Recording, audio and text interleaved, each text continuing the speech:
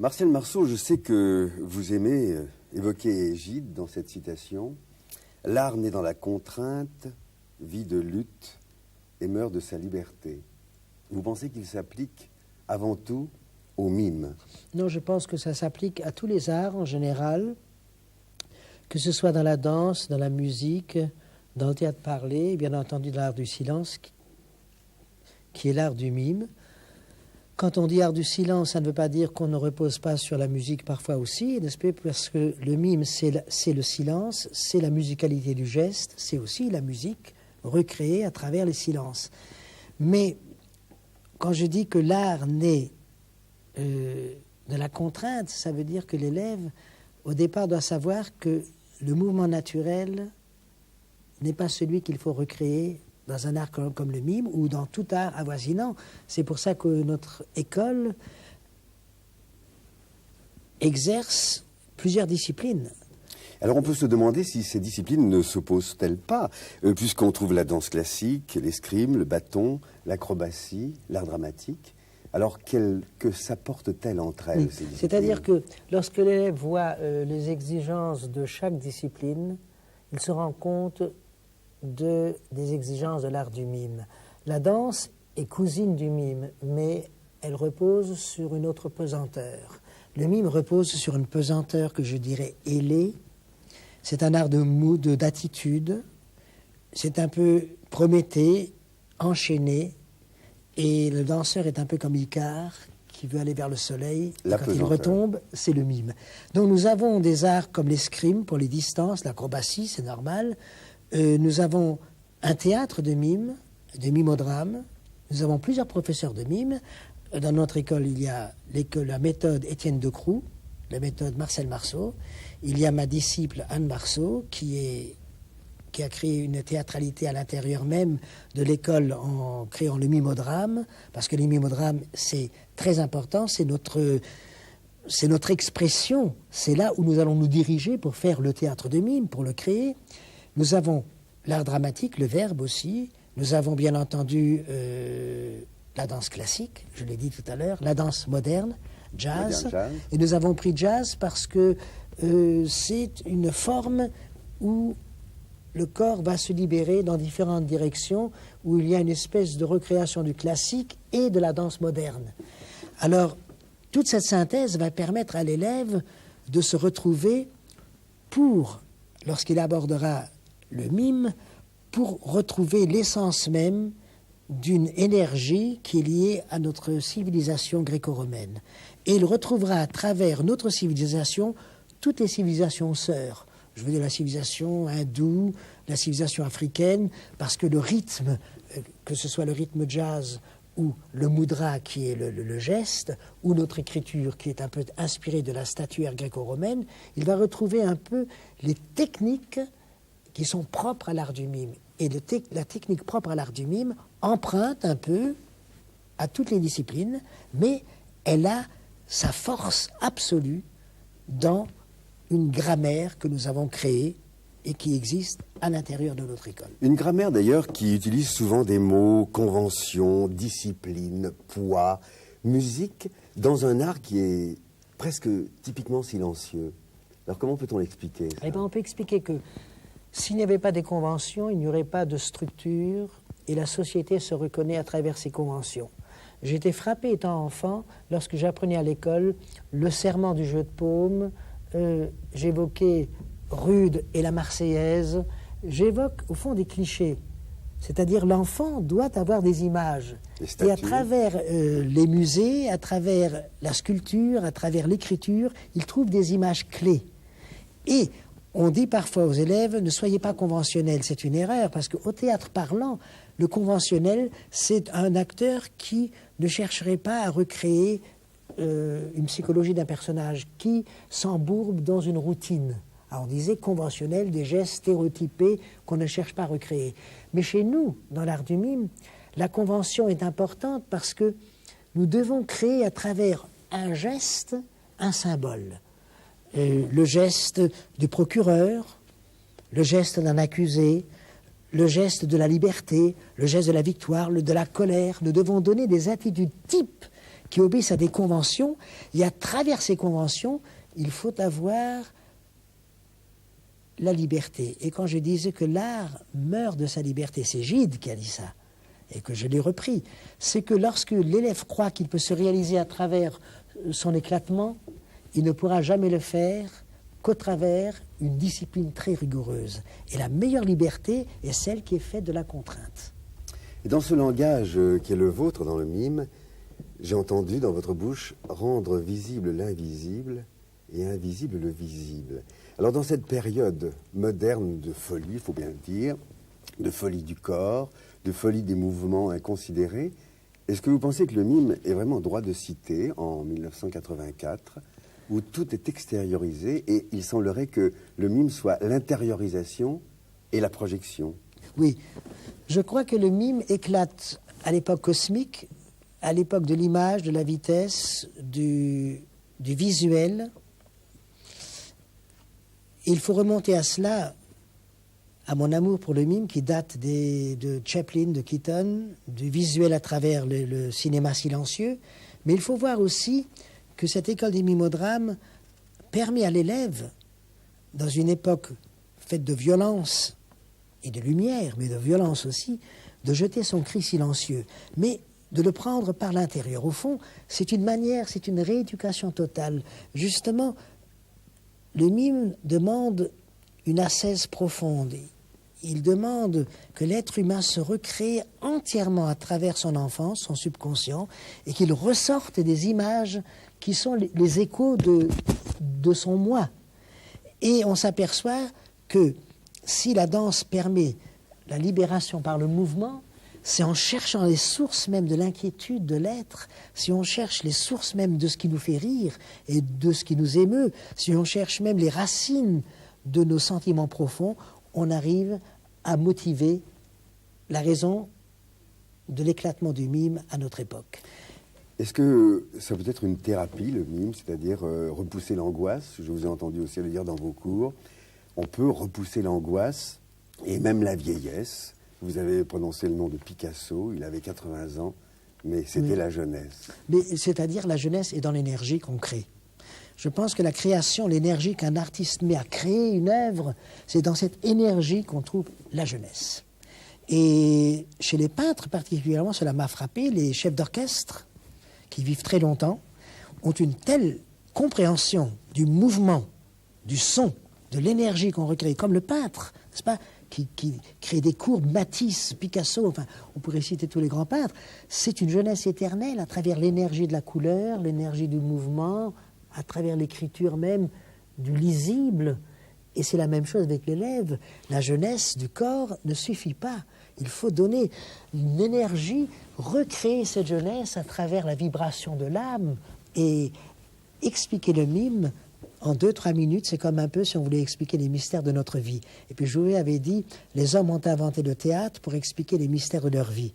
Et nos mystères sont longs. Et le mime est un art qui évolue sans arrêt. Et nous nous apercevons que les 3 ans ne suffisent pas.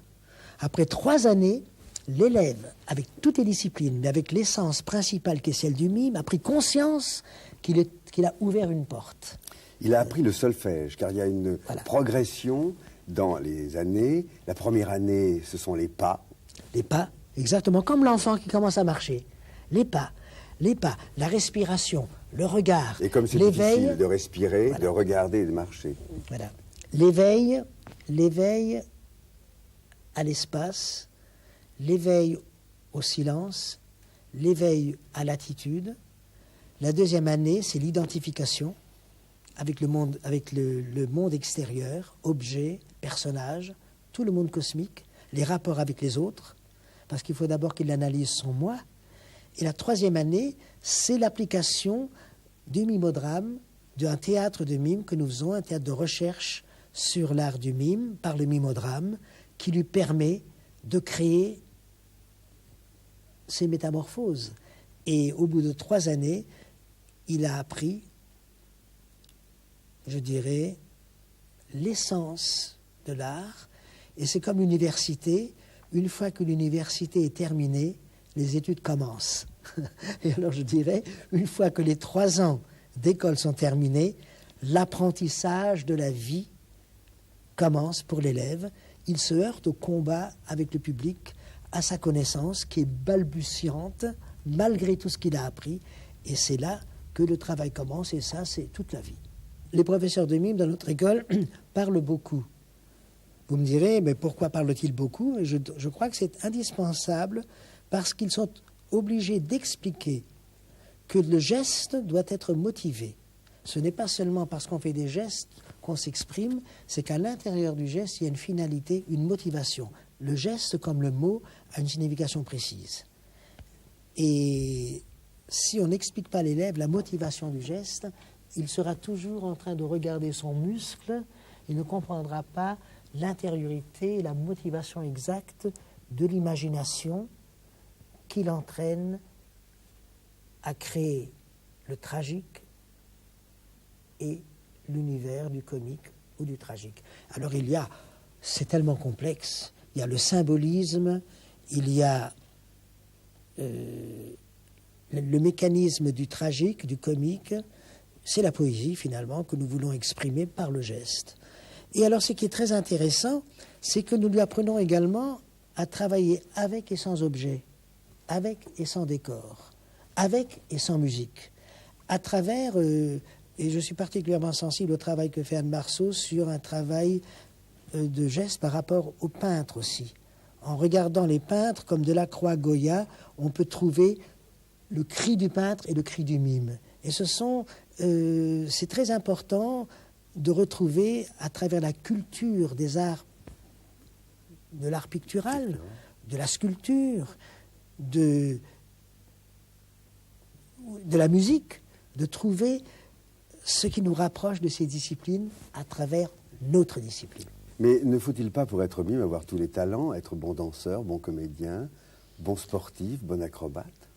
C'est pour ça que nous avons la pluralité de toutes les disciplines, pour permettre aux élèves de mesurer la rigueur des disciplines. Et lorsqu'ils abordent l'art du mime, ils ont d'une part l'enrichissement de l'en dehors, l'enrichissement de la musculature, de la souplesse, mais à ce moment-là, lorsque nous entrons dans la théâtralité propre qui est le jeu de l'acteur, l'élève est obligé de se reconstruire entièrement. Il s'aperçoit que chaque discipline a un poids différent.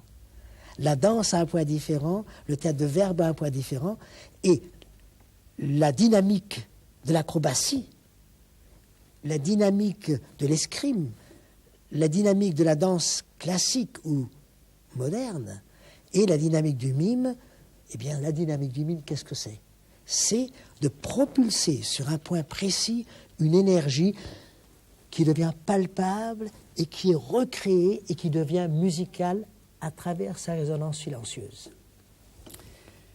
Je vous ai entendu dire à vos élèves, vous devez surprendre, surprendre, surprendre. Un mime doit surprendre tout le temps. Et c'est peut-être ça la difficulté de cet art, non? Oui, parce que l'élève ne doit pas jouer ce qu'il est réellement dans la vie.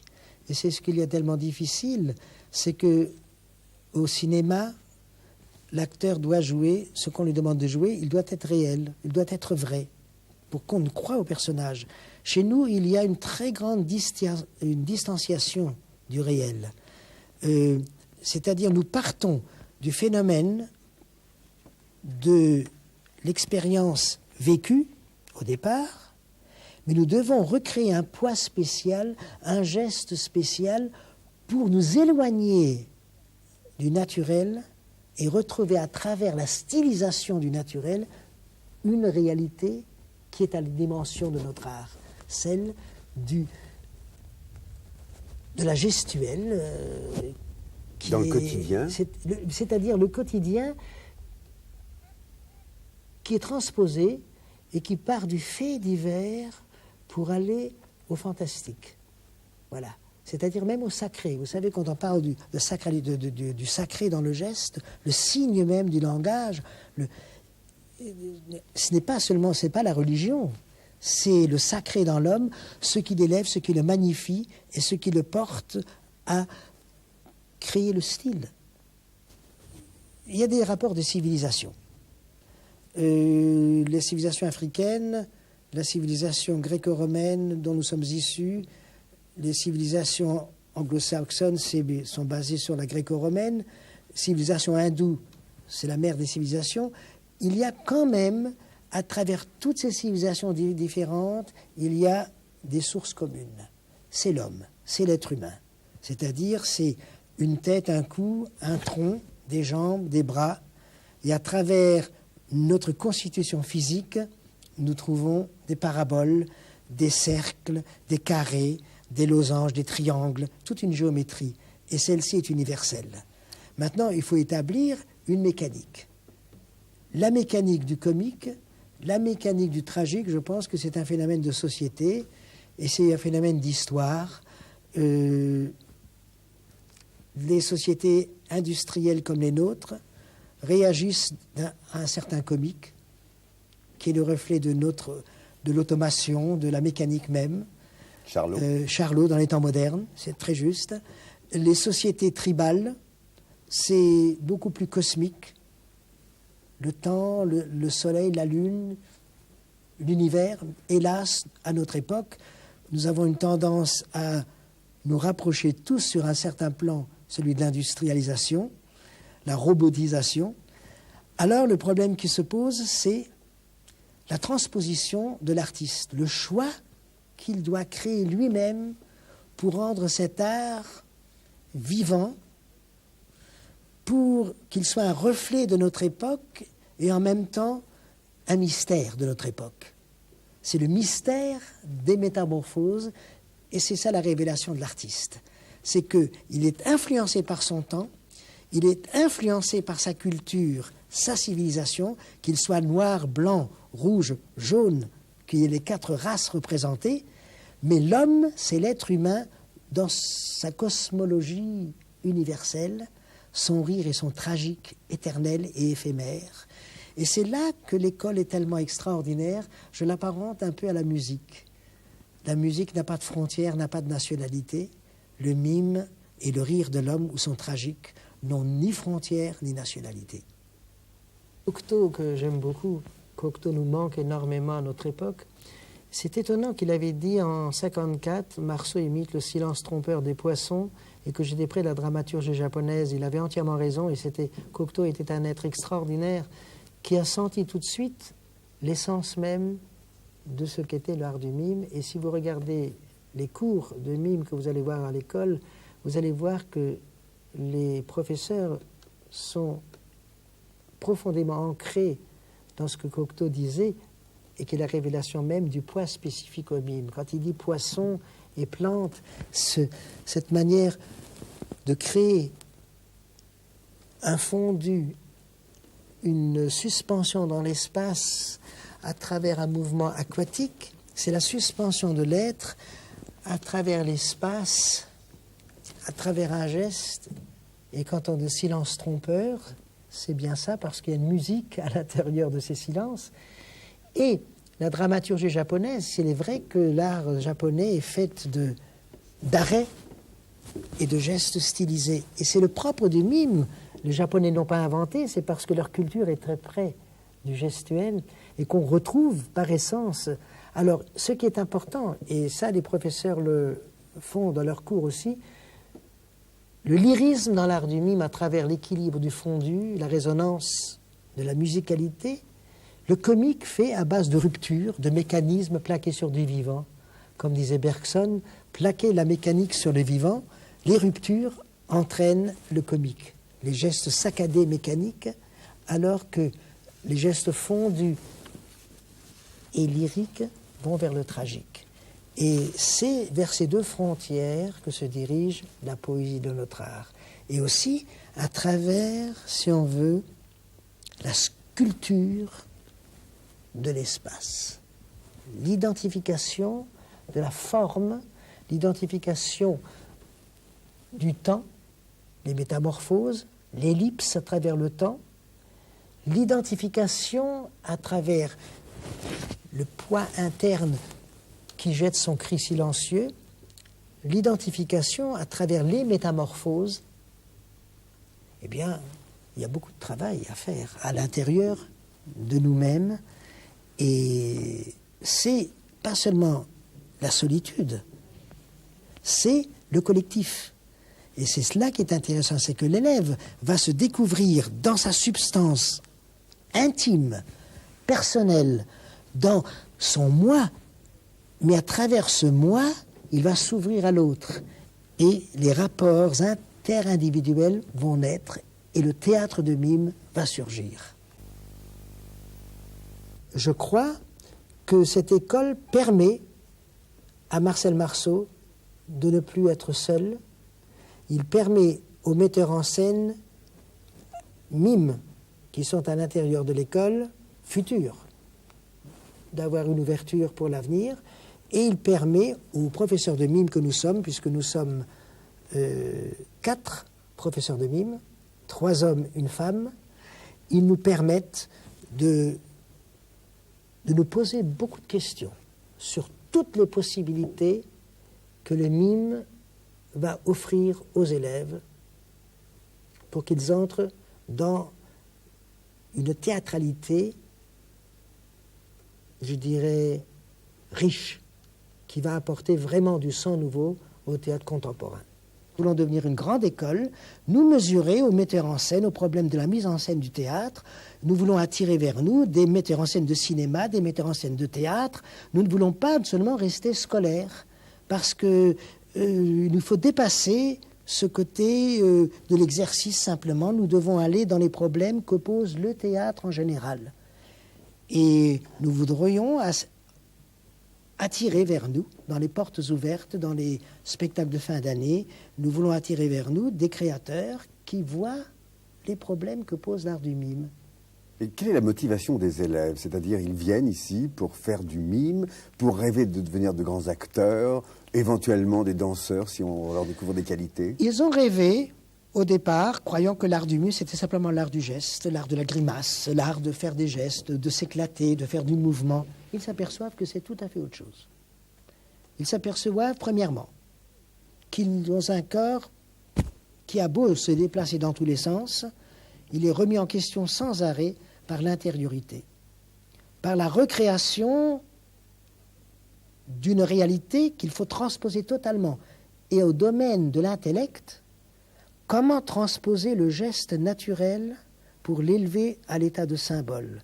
Comment être elliptique? Comment ne pas être bavard? Je suis bavard à travers mes mots, je dois dire l'essentiel, et c'est bien difficile. Eh bien, il faut dire l'essentiel à travers un geste. Éliminer tout ce qui est superflu et donner l'essence même du geste. Eh bien, l'élève, il apprend qu'il faut beaucoup enlever et que l'art de se restreindre est un art difficile. Et je dirais même que la meilleure réponse que nous pourrons donner n'est pas dans mes mots. La meilleure réponse, c'est dans la création de l'avenir. Et c'est dans les créations futures que nous allons prouver que notre école est une école importante à Paris.